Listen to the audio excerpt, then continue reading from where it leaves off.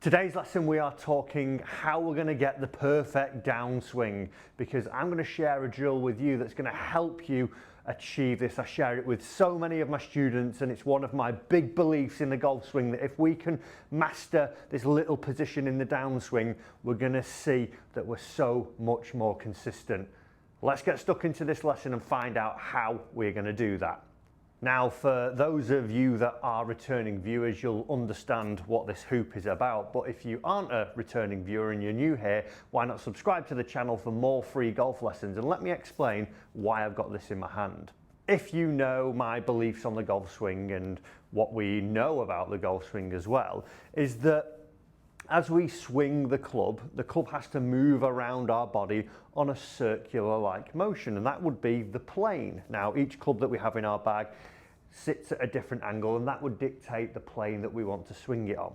But if we were a good golfer, or an average golfer, ideally we would all be getting into a very similar spot in the downswing, but there's something that happens in the transition that causes us not to do this. But what we're looking for is that as we come down, we find a certain slot, and that would be where the golf club is when it gets parallel to the ground for the last time before it reaches impact.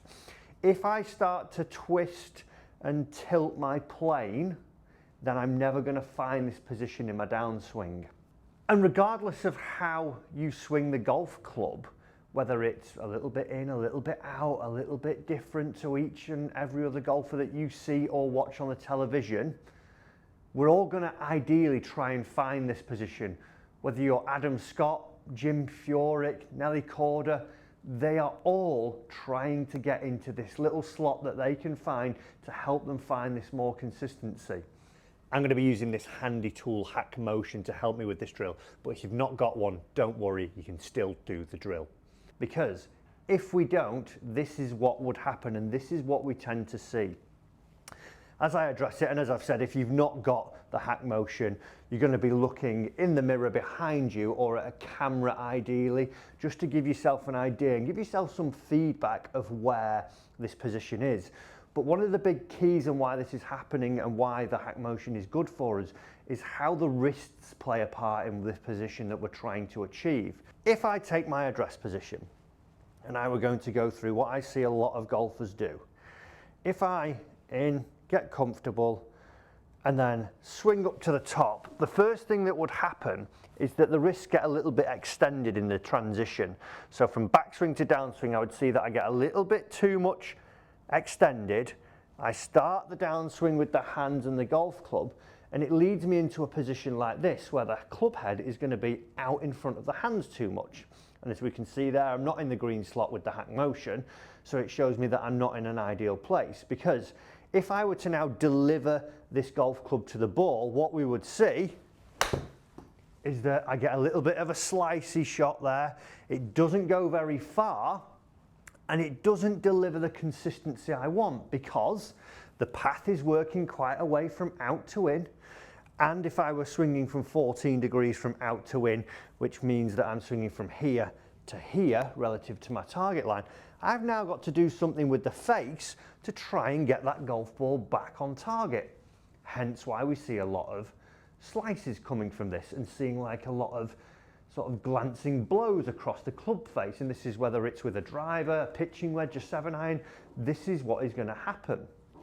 As where, if I can actually find this little position that I was talking about, what we'll be able to do is deliver a more consistent strike. So simply by feeling that my wrists flex a little bit more here, and as I go down I keep that flex, we can start to see straight away, from just following the little guidelines there, I get a more consistent strike.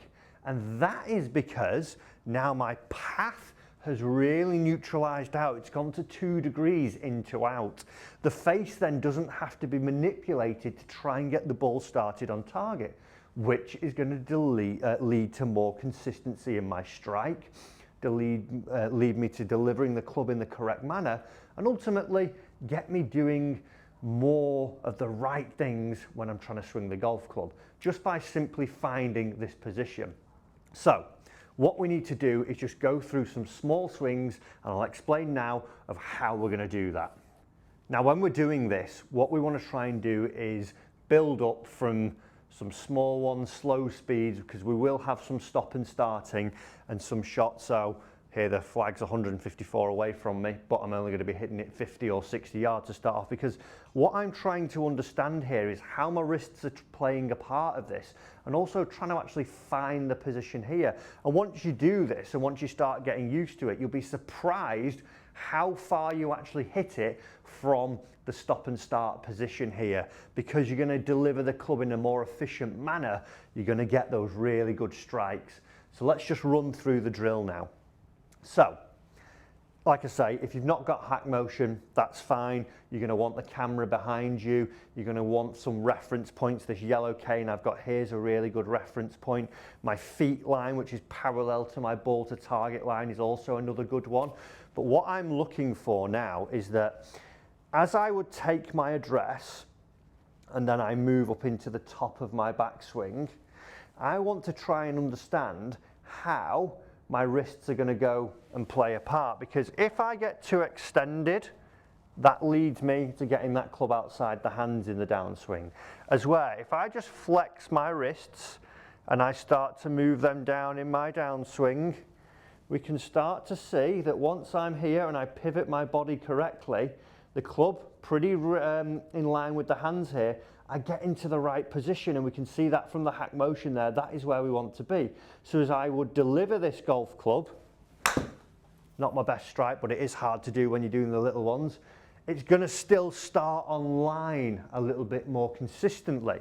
So what I want us to do is just understand how that transition phase of either feeling we throw the club towards the golf ball and get too extended, versus feeling that we actually let the club head fall behind a little bit and let the lead wrist get a little bit flexed, will help us find this position. Because what we're looking for, like I said, is this point where the club is parallel to the ground.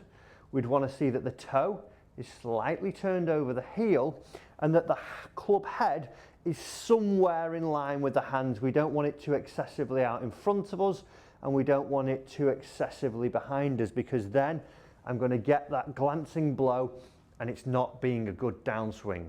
So, real simple. Let's just go through it again for us to understand how we're going to find that position.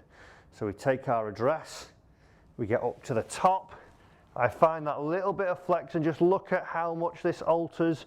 Once I get into that right position, I can start. I find a little bit more flex here, find it, there we go, and I finish, and I get a pretty consistent shot there, nice and straight for myself. Like I say, if you haven't got the hack motion, absolutely fine. You're just looking for those checkpoints. So all I simply want you to do is you're going to the driving range. Forget if it's a little bit across the line, if you're a little bit too much laid off. Just check for me, where is this club when it reaches parallel for the last time? Is it really out in front of the hands? Is it really behind them? Or is it somewhere in line, feeling this toe slightly over the heel?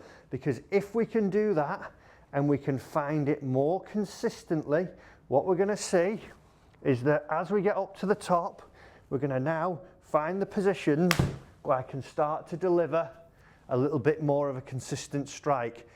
Felt a little bit toey for me there and a bit released, but it was somewhere where I wanted it to be. So once you've done that, all I would simply do from here then is just have a few where once you're getting comfortable with it and you're starting to feel you find this position, I would be up and down and try and stop and see that you've got the position that you would want. You don't need to just stop up at the top and find whether you're in the right slot. Up and down and find it. So let's see. We're feeling good at address. I go up, I go down. Yep, that's where I would want. I go up, I go down, that's where I want. And on my third one, I'm going to hit it.